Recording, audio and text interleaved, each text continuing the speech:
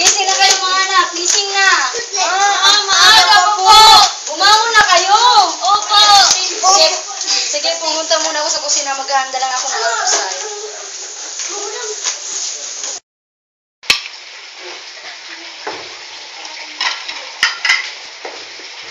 Ma, saan ba tayo pupunta? May pupuntahan tayo. Talaga po? Oo. Ma, ang ganda-ganda talaga dito, no? Oo. Alam mo, dito ang pasyalan namin ng papa mo noon. Talaga po? Oo.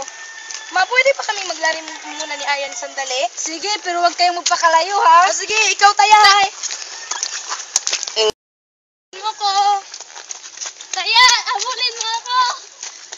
Ikaw na naman taya. O, tama na yan. Pinagpawisan na kayo. Uwi na tayo para makapagbihis na kayo. Mauna muna kayo, may dadaanan pa ako. Ha? Saan? Basta.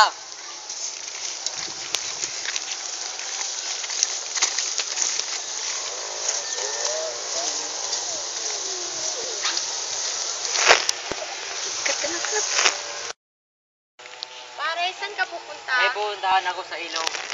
Sige.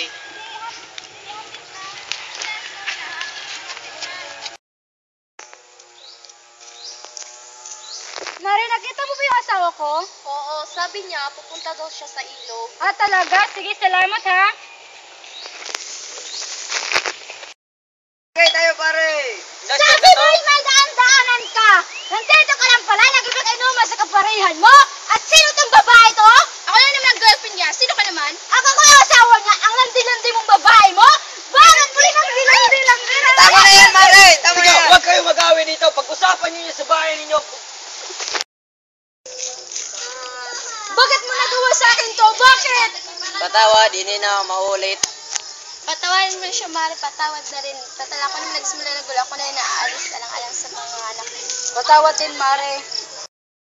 Nay, pati na po ba kayo? Oo, mga anak.